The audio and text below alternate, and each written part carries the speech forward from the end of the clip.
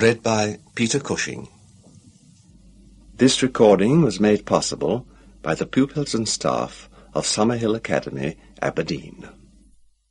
There are 13 stories. The book was first published in 1917. The Return of Sherlock Holmes by Sir Arthur Conan Doyle. The first story, The Empty House. It was in the spring of the year 1894 that all London was interested, and the fashionable world dismayed, by the murder of the Honourable Ronald Adair, under most unusual and inexplicable circumstances. The public has already learned those particulars of the crime which came out in the police investigation, but a good deal was suppressed upon that occasion, since the case for the prosecution was so overwhelmingly strong that it was not necessary to bring forward all the facts. Only now, at the end of nearly 10 years, am I allowed to supply those missing links which make up the whole of that remarkable chain.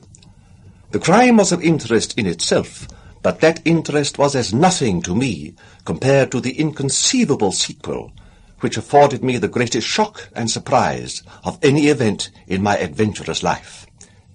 Even now, after this long interval, I find myself thrilling as I think of it, and feeling once more that sudden flood of joy, amazement, and incredulity which utterly submerged my mind.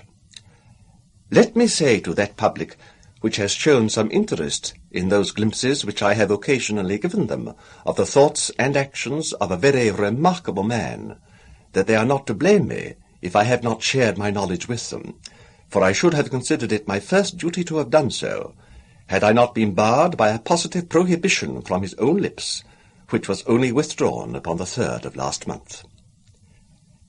It can be imagined that my close intimacy with Sherlock Holmes had interested me deeply in crime, and that after his disappearance I never failed to read with care the various problems which came before the public, and I even attempted more than once, for my own private satisfaction, to employ his methods in their solution, though with indifferent success.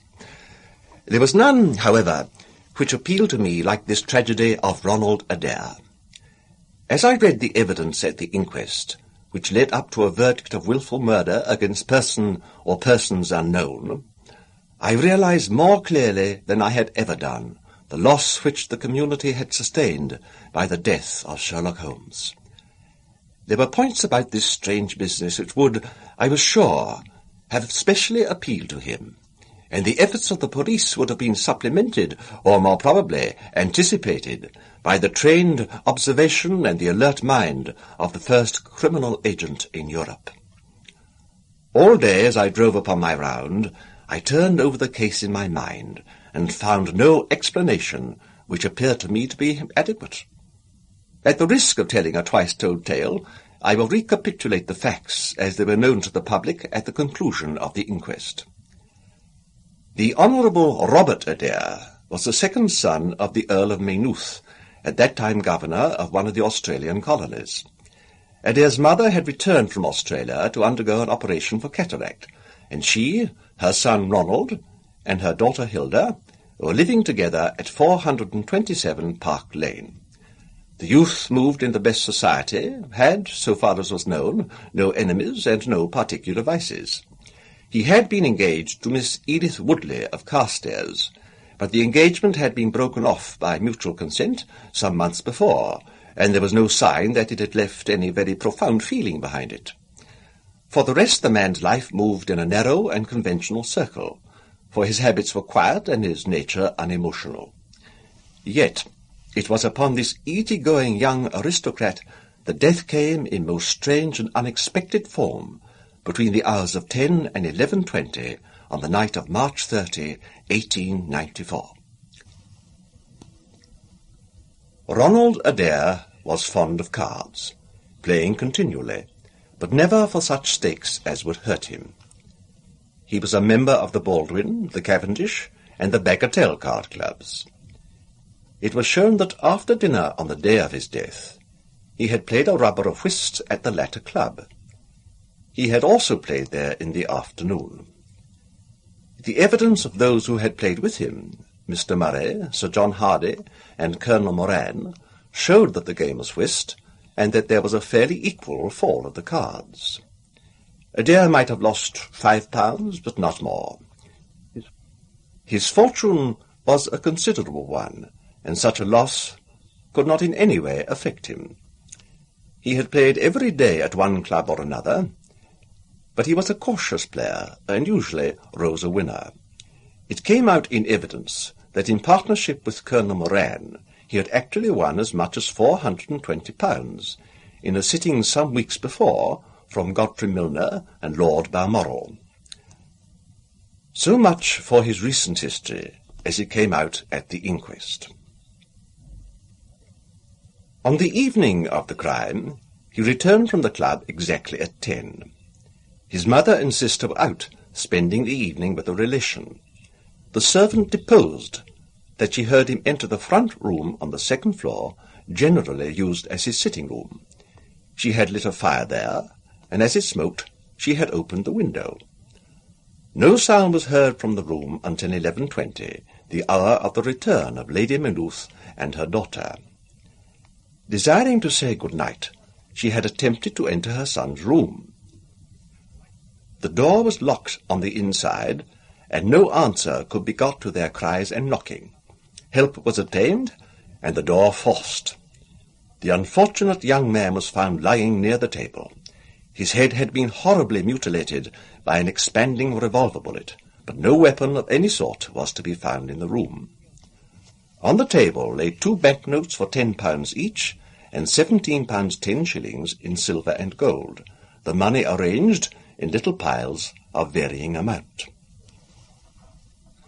There were some figures also upon a sheet of paper, with the names of some club friends opposite to them, from which it was conjectured that before his death he was endeavouring to make out his losses or winnings at cards. A minute examination of the circumstances served only to make the case more complex. In the first place, no reason could be given why the young man should have fastened the door upon the inside. There was the possibility that the murderer had done this, and had afterwards escaped by the window. The drop was at least 20 feet, however, and a bed of crocuses in full bloom lay beneath. Neither the flowers nor the earth showed any sign of having been disturbed, nor were there any marks upon the narrow strip of grass which separated the house from the road.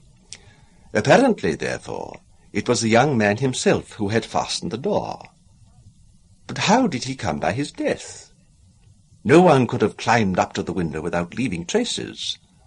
Suppose a man had fired through the window, it would indeed be a remarkable shot who could, with a revolver, inflict so deadly a wound.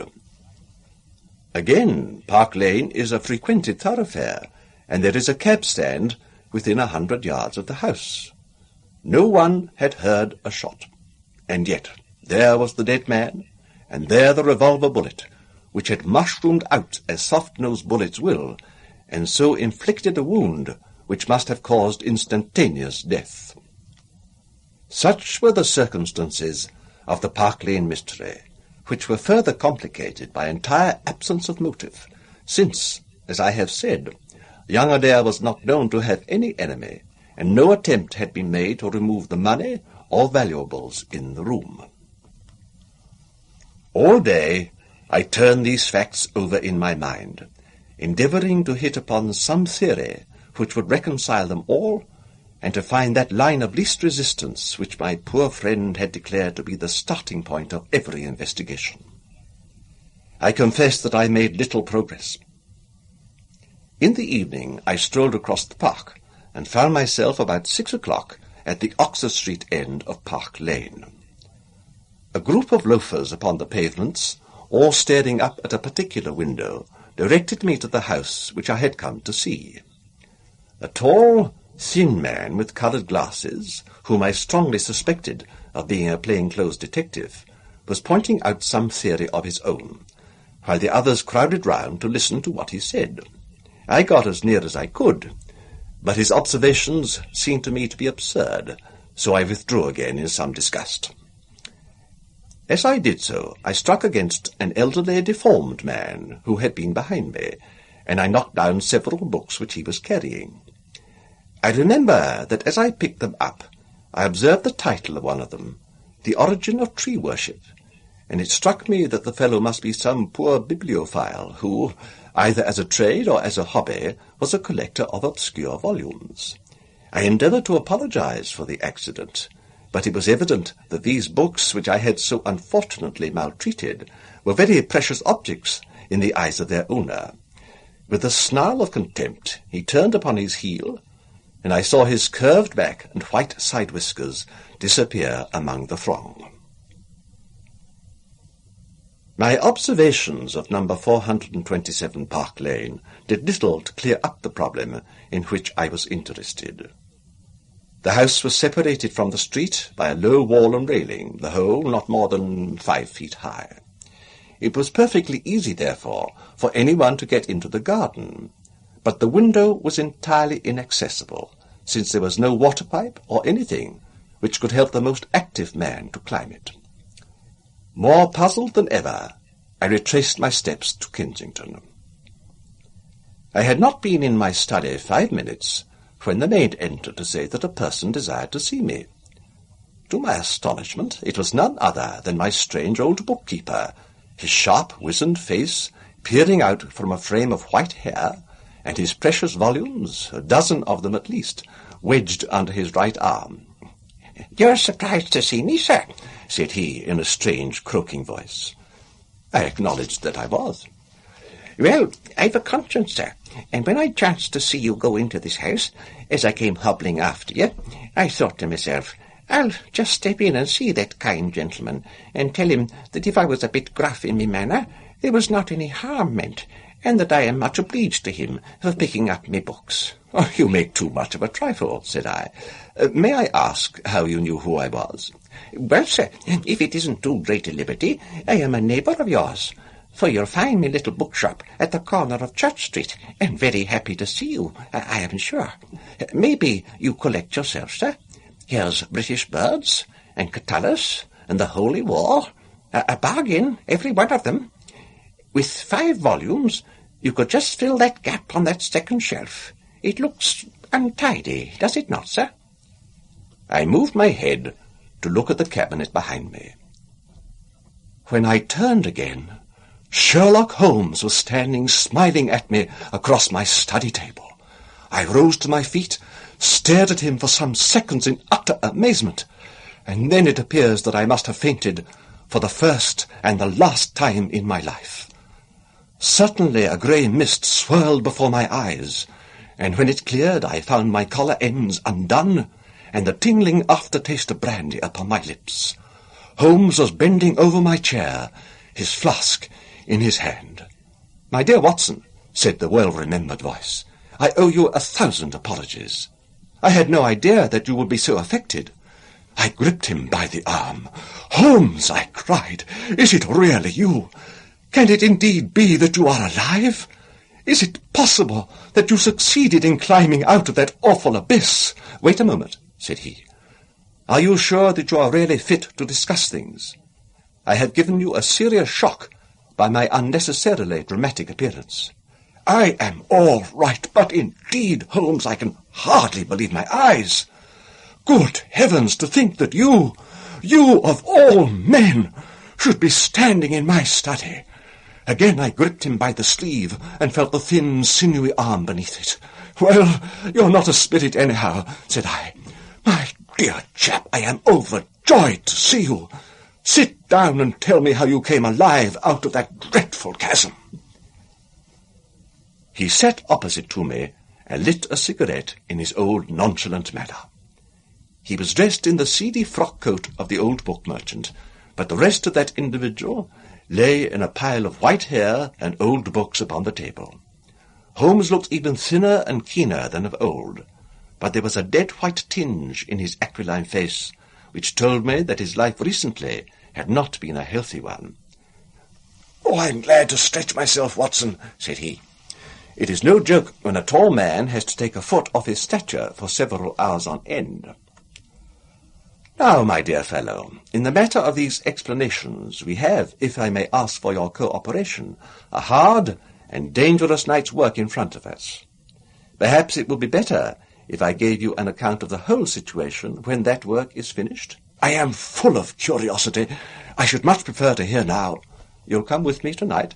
When you like and where you like. Oh, this is indeed like the old days. We shall have time for a mouthful of dinner before we need go. Well then, about that chasm, I had no serious difficulty in getting out of it, for the very simple reason that I never was in it. You never were in it? No, Watson, I never was in it. My note to you was absolutely genuine. I had little doubt that I had come to the end of my career when I perceived that somewhat sinister figure of the late Professor Moriarty standing upon the narrow pathway which led to safety.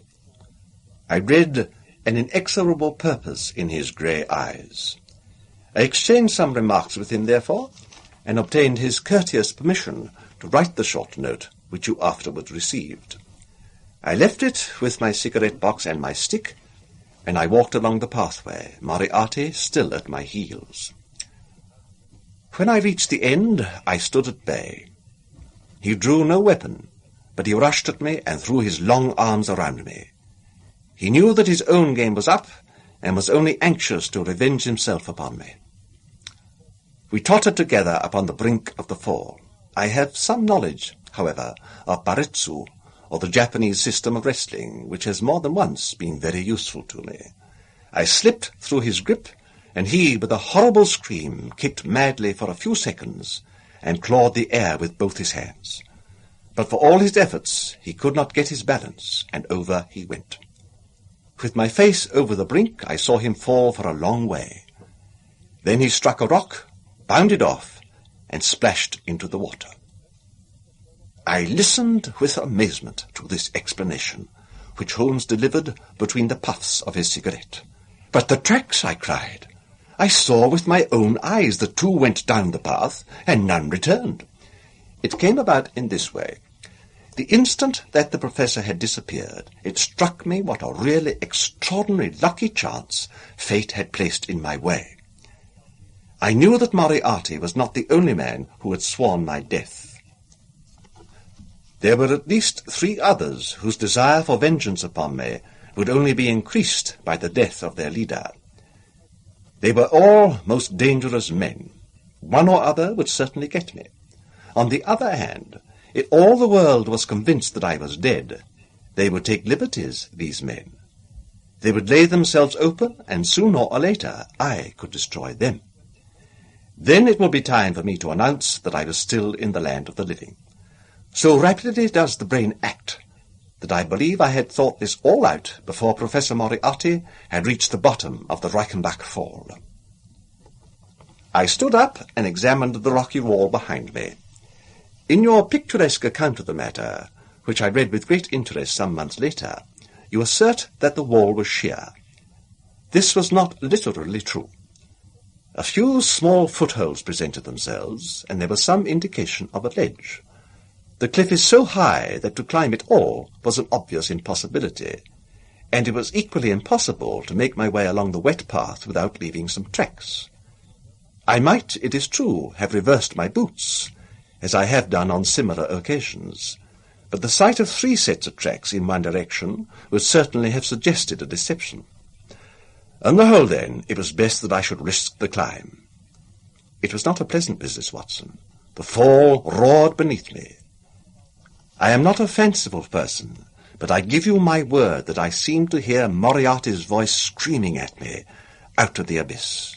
A mistake would have been fatal. More than once, as tufts of grass came out in my hand, or my foot slipped on the wet notches of the rock, I thought that I was gone. But I struggled upwards, and at last I reached a ledge several feet deep, and covered with soft green moss, where I could lie unseen in the most perfect comfort. There I was stretched when you, my dear Watson, and all your following were investigating in the most sympathetic and inefficient manner the circumstances of my death. At last, when you had all formed your inevitable and totally erroneous conclusions, you departed for the hotel, and I was left alone. I had imagined that I had reached the end of my adventures, but a very unexpected occurrence showed me that there were still surprises in store for me. A huge rock, falling from above, boomed past me, struck the path, and bounded over into the chasm. For an instant I thought that it was an accident, but a moment later, looking up, I saw a man's head against the darkening sky, and another stone struck the very ledge upon which I was stretched, within a foot of my head. Of course, the meaning of this was obvious. Moriarty had not been alone. A confederate, and even that one glance had told me how dangerous a man that confederate was, had kept guard while the professor had attacked me. From a distance, unseen by me, he had been a witness of his friend's death and of my escape. He had waited, and then, making his way round to the top of the cliff, he had endeavoured to succeed where his comrade had failed. I did not take long to think about it, Watson. Again I saw that grim face look over the cliff, and I knew that it was the precursor of another stone. I scrambled down onto the path. I don't think I could have done it in cold blood. It was 100 times more difficult than getting up. But I had no time to think of the danger, for another stone sang past me as I hung by my hands from the edge of the ledge. Halfway down I slipped, but by the blessing of God I landed, torn and bleeding, upon the path. I took to my heels, did 10 miles over the mountains in the darkness, and a week later I found myself in Florence, with the certainty that no one in the world knew what had become of me. I had only one confidant, my brother Mycroft. I owe you many apologies, my dear Watson, but it was all important that it should be thought I was dead, and it was quite certain that you would not have written so convincing an account of my unhappy end had you not yourself thought that it was true. Several times during the last 3 years I have taken up my pen to write to you, but always I feared lest your affectionate regard for me should tempt you to some indiscretion which would betray my secret. For that reason I turned away from you this evening when you upset my books. For I was in danger at that time, and any show of surprise and emotion upon your part might have drawn attention to my identity, and led to the most deplorable and irreparable results. As to Mycroft, I had to confide in him in order to obtain the money which I needed. The course of events in London did not run so well as I had hoped, for the trial of the Moriarty gang left 2 of its most dangerous members, my own most vindictive enemies, at liberty. I travelled for 2 years in Tibet, therefore, and amused myself by visiting Lhasa and spending some days with the head Lama. You may have read of the remarkable explorations of a Norwegian named Sigerson, but I am sure that it never occurred to you that you were receiving news of your friend. I then passed through Persia, looked in at Mecca, and paid a short but interesting visit to the Khalifa at Khartoum, the results of which I have communicated to the Foreign Office. Returning to France, I spent some months in the research into the coal tar derivatives, which I conducted in a laboratory at Montpellier, in the south of France. Having concluded this to my satisfaction, and learning that only one of my enemies was now left in London, I was about to return, when my movements were hastened by the news of this remarkable Park Lane mystery, which not only appealed to me by its own merits, but which seemed to offer some most peculiar personal opportunities.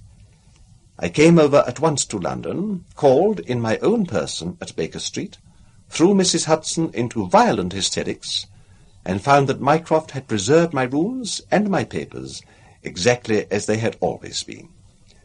So it was, my dear Watson, that at 2 o'clock today I found myself in my old armchair in my own old room, and only wishing that I could have seen my old friend Watson in the other chair, which he has so often adorned. Such was the remarkable narrative to which I listened on that April evening, a narrative which would have been utterly incredible to me, had it not been confirmed by the actual sight of the tall, spare figure and the keen, eager face, which I had never thought to see again. In some manner he had learned of my own sad bereavement, and his sympathy was shown in his manner rather than in his words. "Work is the best antidote to sorrow, my dear Watson," said he. And I have a piece of work for us both tonight, which, if we can bring it to a successful conclusion, will in itself justify a man's life on this planet. In vain I begged him to tell me more. You will hear and see enough before morning, he answered. We have 3 years of the past to discuss. Let that suffice until 9:30, when we start upon the notable adventure of the empty house. It was indeed like old times when, at that hour, I found myself seated beside him in a hansom, my revolver in my pocket and the thrill of adventure in my heart. Holmes was cold and stern and silent. As the gleam of the street lamps flashed upon his austere features, I saw that his brows were drawn down in thought, and his thin lips compressed. I knew not what wild beast we were about to hunt down in the dark jungle of criminal London, but I was well assured, from the bearing of this master huntsman, that the adventure was a most grave one, while the sardonic smile which occasionally broke through his ascetic gloom boded little good for the object of our quest. I had imagined that we were bound for Baker Street, but Holmes stopped the cab at the corner of Cavendish Square. I observed that as he stepped out he gave a most searching glance to right and left, and at every subsequent street corner he took the utmost pains to assure that he was not followed. Our route was certainly a singular one. Holmes's knowledge of the byways of London was extraordinary, and on this occasion he passed rapidly and with an assured step through a network of mules and stables, the very existence of which I had never known. We emerged at last into a small road, lined with old, gloomy houses, which led us into Manchester Street and so to Blandford Street. Here he turned swiftly down a narrow passage, passed through a wooden gate into a deserted yard, and then opened with a key the back door of a house. We entered together, and he closed it behind us. The place was pitch dark, but it was evident to me that it was an empty house. Our feet creaked and crackled over the bare planking, and my outstretched hand touched the wall, from which the paper was hanging in ribbons. Holmes's cold, thin fingers closed round my wrist, and led me forward down a long hall, until I dimly saw the murky fanlight over the door. Here Holmes turned suddenly to the right, and we found ourselves in a large, square, empty room, heavily shadowed in the corners, but faintly lit in the centre from the lights of the street beyond. There was no lamp near, and the window was thick with dust, so that we could only just discern each other's figures within. My companion put his hand upon my shoulder, and his lips close to my ear. "Do you know where we are?" he whispered. "Surely that is Baker Street," I answered, staring through the dim window. "Exactly. We are in Camden House, which stands opposite to our own old quarters. But why are we here?" "Because it commands so excellent a view of that picturesque pile. Might I trouble you, my dear Watson, to draw a little nearer to the window, taking every precaution not to show yourself, and then to look up at our own old rooms, the starting point of so many of our little adventures? We will see if my 3 years of absence have entirely taken away my power to surprise you." I crept forward and looked across at the familiar window. As my eyes fell upon it, I gave a gasp and a cry of amazement. The blind was down, and a strong light was burning in the room. The shadow of a man, who was seated in a chair within, was thrown in hard black outline upon the luminous screen of the window. There was no mistaking the poise of the head, the squareness of the shoulders, the sharpness of the features. The face was turned half round, and the effect was that of one of those black silhouettes which our grandparents loved to frame. It was a perfect reproduction of Holmes. So amazed was I that I threw out my hand to make sure that the man himself was standing beside me. He was quivering with silent laughter. "Well," said he. "Good heavens," I cried, "it's marvellous." "I trust that age doth not wither, nor custom stale my infinite variety," said he, and I recognized in his voice the joy and pride which the artist takes in his own creation. "It is really rather like me, is it not? I should be prepared to swear that it was you." The credit of the execution is due to Monsieur Oscar Meunier of Grenoble, who spent some days in doing the moulding. It is a bust in wax. The rest I arranged myself during my visit to Baker Street this afternoon. But why? Because, my dear Watson, I had the strongest possible reason for wishing certain people to think that I was there when I was really elsewhere. And you thought the rooms were watched? I know that they were watched. By whom? By my old enemies, Watson. By the charming society whose leader lies in the Reichenbach Fall. You must remember that they knew, and only they knew, that I was still alive. Sooner or later they believed that I should come back to my rooms. They watched them continuously, and this morning they saw me arrive. How do you know? Because I recognized their sentinel when I glanced out of my window. He is a harmless enough fellow, Parker by name, a garrotter by trade, and a remarkable performer upon the Jew's harp. I cared nothing for him, but I cared a great deal for the much more formidable person who was behind him, the bosom friend of Moriarty, the man who dropped the rocks over the cliff, the most cunning and dangerous criminal in London. That is the man who is after me tonight, Watson, and that is the man who is quite unaware that we are after him. My friend's plans were gradually revealing themselves. From this convenient retreat, the watchers were being watched, and the trackers tracked. That angular shadow up yonder was the bait, and we were the hunters. In silence we stood together in the darkness, and watched the hurrying figures who passed and repassed in front of us. Holmes was silent and motionless, but I could tell that he was keenly alert, and that his eyes were fixed intently upon the stream of passers-by. It was a bleak and boisterous night, and the wind whistled shrilly down the long street. Many people were moving to and fro, most of them muffled in their coats and cravats. Once or twice it seemed to me that I had seen the same figure before, and I especially noticed two men who appeared to be sheltering themselves from the wind in the doorway of a house some distance up the street.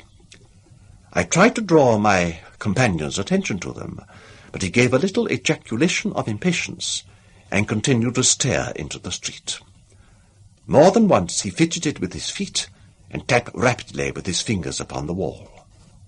It was evident to me that he was becoming uneasy, and that his plans were not working out altogether as he had hoped. At last, as midnight approached, and the street gradually cleared, he paced up and down the room in uncontrollable agitation. I was about to make some remark to him, when I raised my eyes to the lighted window, and again experienced almost as great a surprise as before. I clutched Holmes's arm and pointed upwards. "The shadow has moved," I cried. It was indeed no longer the profile, but the back which was turned towards us. 3 years had certainly not smoothed the asperities of his temper, or his impatience with a less active intelligence than his own. "Of course it has moved," said he. "Am I such a farcical bungler, Watson, that I should erect an obvious dummy and expect that some of the sharpest men in Europe would be deceived by it? We have been in this room 2 hours, and Mrs. Hudson had made some change in that figure 8 times, or once every quarter of an hour. She works it from the front, so that her shadow may never be seen." "Ah!" He drew in his breath with a shrill, excited intake. In the dim light I saw his head thrown forward, his whole attitude rigid with attention. Those 2 men might still be crouching in the doorway, but I could no longer see them.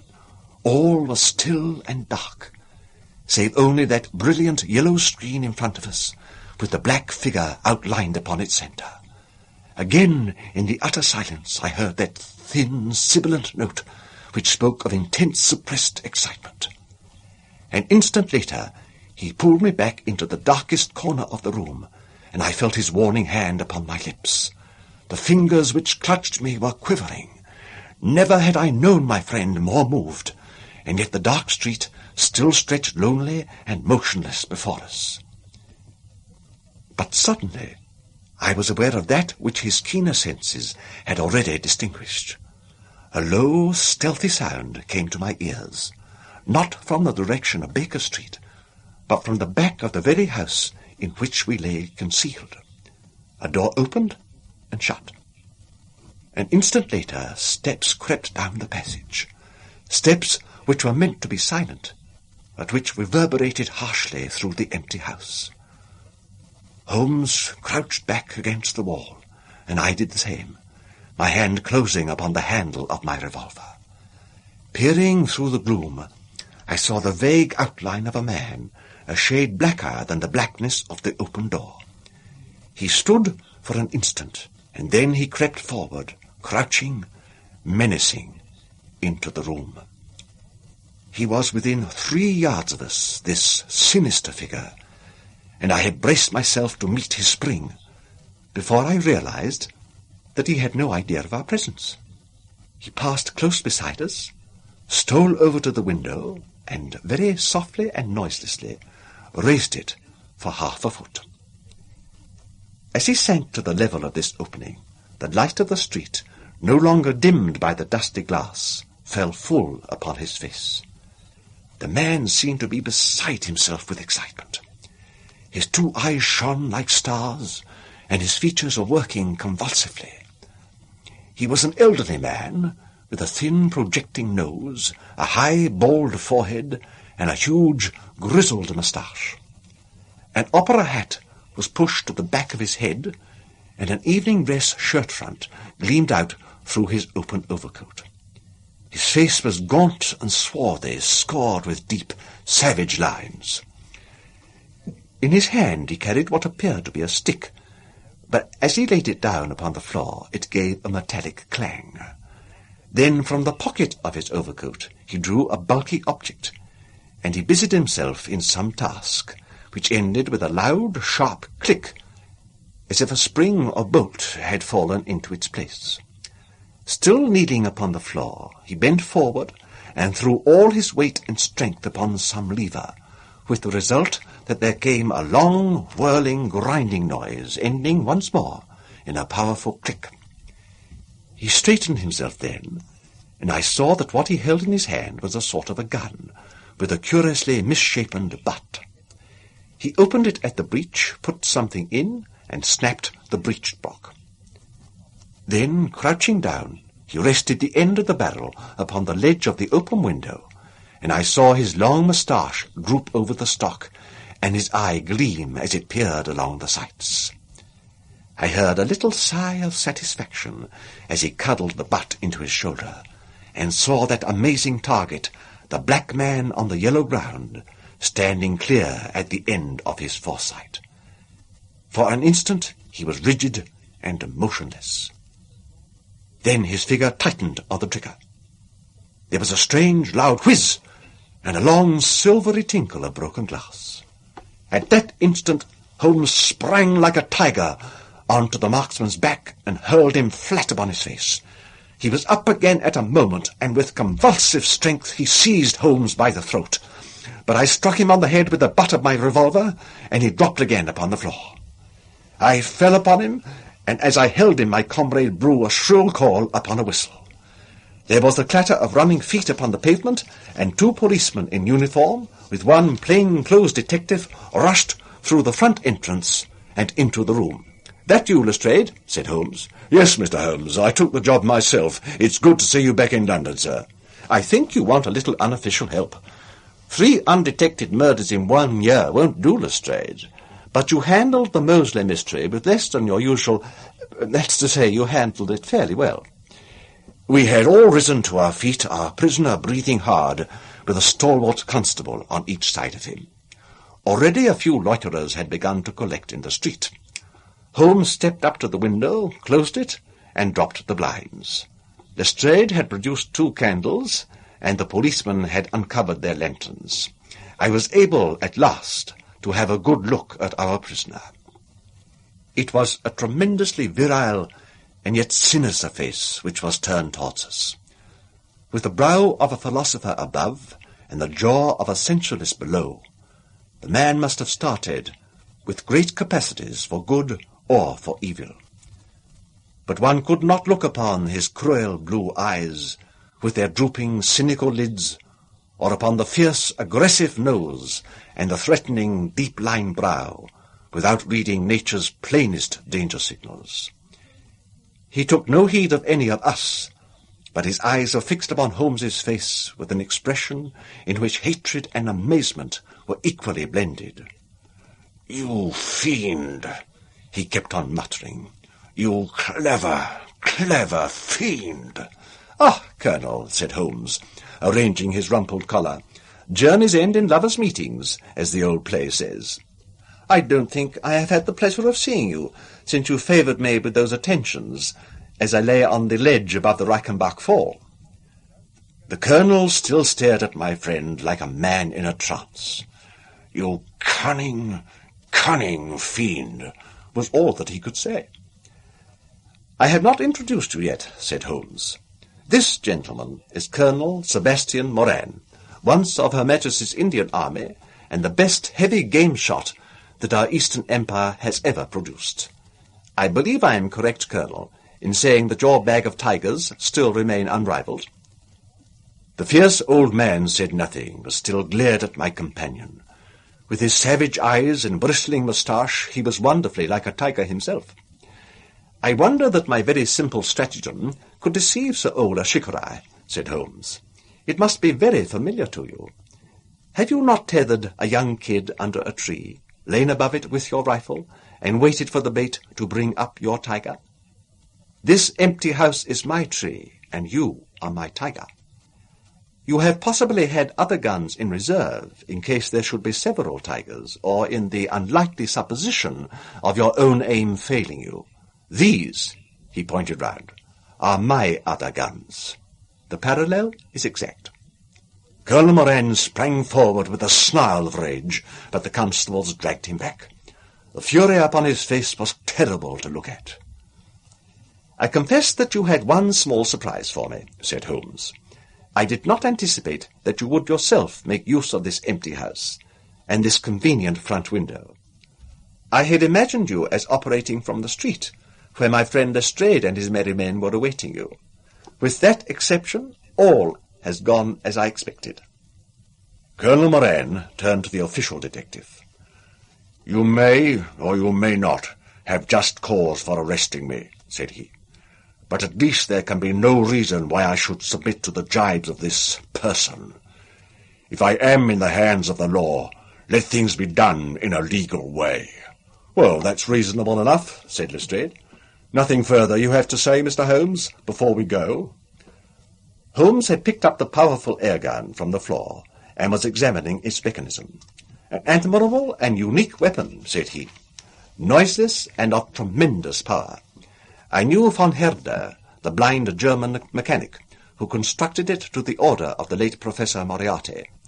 For years I have been aware of its existence, though I have never before had an opportunity of handling it. I commend it very specially to your attention, Lestrade, and also the bullets which fit it." "You can trust us to look after that, Mr. Holmes," said Lestrade, as the whole party moved towards the door. "Anything further to say?" "Only to ask what charge you intend to prefer." "What charge, sir? Why, of course, the attempted murder of Mr. Sherlock Holmes." "Not so, Lestrade. I do not propose to appear in the matter at all. To you, and to you only, belongs the credit of the remarkable arrest which you have effected. Yes, Lestrade, I congratulate you. With your usual happy mixture of cunning and audacity, you have got him." "Got him? Got whom, Mr. Holmes?" "The man whom the whole force has been seeking in vain, Colonel Sebastian Moran, who shot the Honourable Ronald Adair with an expanding bullet from an air gun through the open window of the second-floor front of number 427 Park Lane upon the 30th of last month. That's the charge, Lestrade.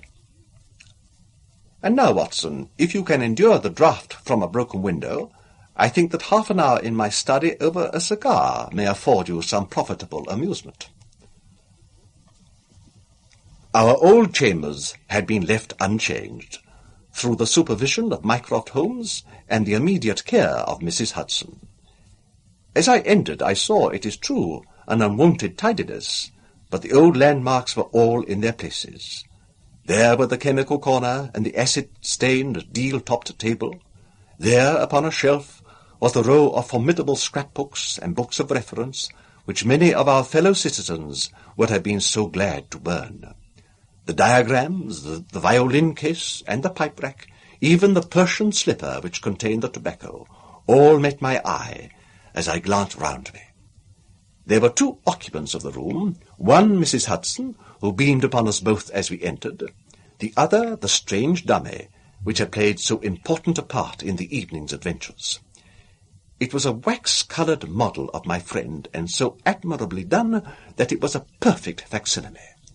It stood on a small pedestal table, with an old dressing-gown of Holmes's so draped round it that the illusion from the street was absolutely perfect.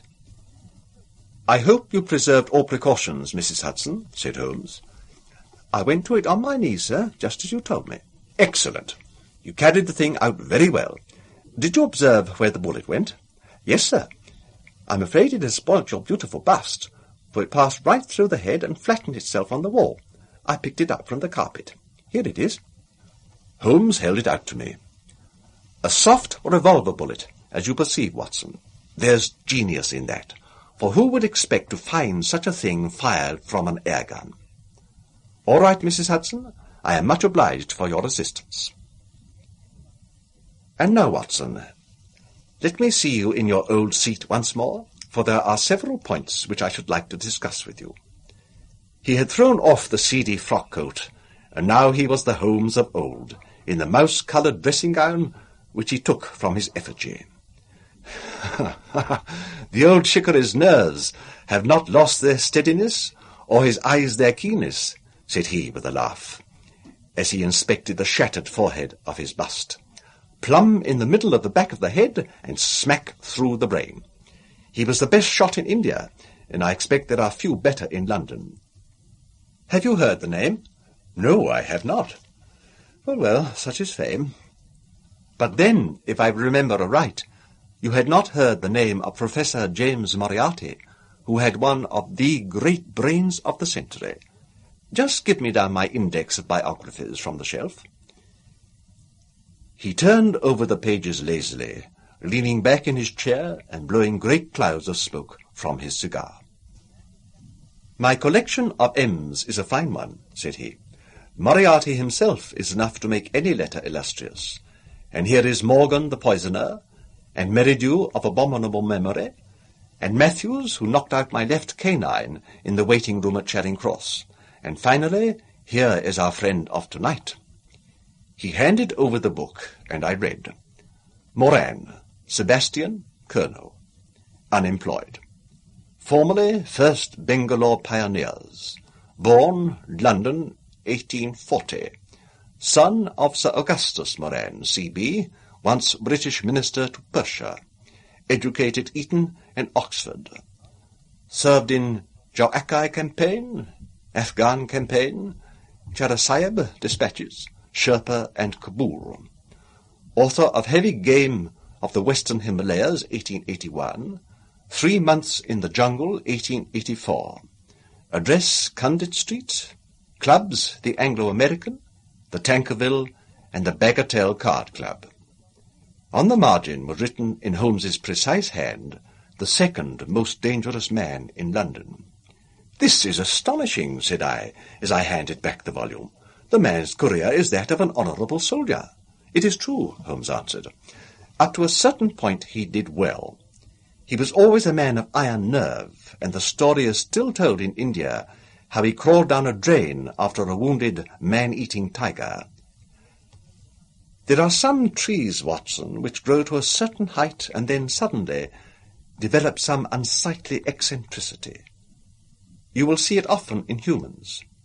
I have a theory that the individual represents in his development the whole procession of his ancestors, and that such a sudden turn to good or evil stands for some strong influence which came into the line of his pedigree.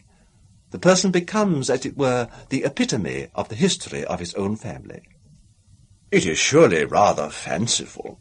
"Well, I don't insist upon it. Whatever the cause, Colonel Moran began to go wrong. Without any open scandal, he still made India too hot to hold him. He retired, came to London, and again acquired an evil name. It was at this time that he was sought out by Professor Moriarty, to whom for a time he was chief of the staff. Moriarty supplied him liberally with money, and used him only in one or two very high-class jobs, which no ordinary criminal could have undertaken. You may have some recollection of the death of Mrs. Stewart of Lauder in 1887? Not? Well, I am sure Moran was at the bottom of it. But nothing could be proved. So cleverly was the colonel concealed that even when the Moriarty gang was broken up, we could not incriminate him. You remember at that date, when I called upon you in your rooms, how I put up the shutters for fear of air guns. No doubt you thought me fanciful.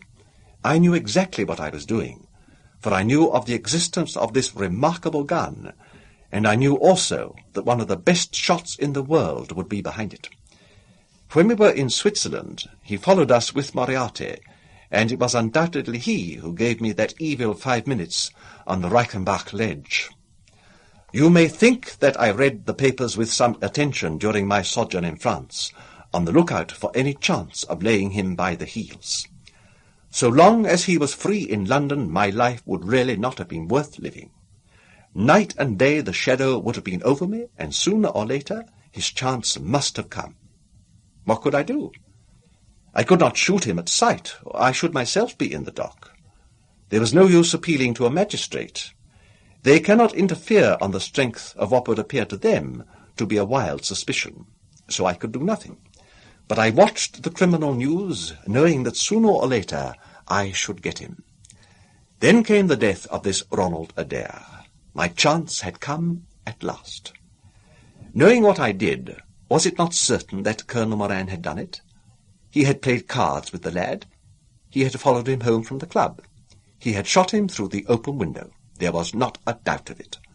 The bullets alone are enough to put his head in a noose. I came over at once. I was seen by the sentinel, who would, I knew, direct the colonel's attention to my presence. He could not fail to connect my sudden return with his crime, and to be terribly alarmed. I was sure that he would make an attempt to get me out of the way at once, and would bring round this murderous weapon for that purpose. I left him an excellent mark in the window, and having warned the police that they might be needed— oh, by the way, Watson, you spotted their presence in that doorway with unerring accuracy— I took up what seemed to me to be a judicious post for observation, never dreaming that he would choose the same spot for his attack. Now, my dear Watson, does anything remain for me to explain? Yes, said I. You have not made it clear what was Colonel Moran's motive in murdering the Honourable Ronald Adair. Ah, my dear Watson, there we come into those realms of conjecture where the most logical mind may be at fault. Each may form his own hypothesis upon the present evidence, and yours is as likely to be correct as mine. You have formed one, then? I think that it is not difficult to explain the facts. It came out in evidence that Colonel Moran and young Adair had between them won a considerable amount of money. Now, Moran undoubtedly played foul. Of that I have long been aware. I believe that on the day of the murder, Adair had discovered that Moran was cheating. Very likely he had spoken to him privately, and had threatened to expose him unless he voluntarily resigned his membership of the club and promised not to play cards again. It is unlikely that a youngster like Adair would at once make a hideous scandal by exposing a well-known man so much older than himself. Probably he acted as I suggest. The exclusion from his clubs would mean ruin to Moran, who lived by his ill-gotten card gains. He therefore murdered Adair, who, at the time, was endeavouring to work out how much money he would himself return, since he could not profit by his partner's foul play. He locked the door lest the ladies should surprise him, and insist upon knowing what he was doing with these names and coins. Will it pass? I have no doubt that you have hit upon the truth. It will be verified or disproved at the trial. Meanwhile, come what may, Colonel Moran will trouble us no more. The famous airgun of von Herder will embellish the Scotland Yard Museum, and once again Mr. Sherlock Holmes is free to devote his life to examining those interesting little problems which the complex life of London so plentifully presents.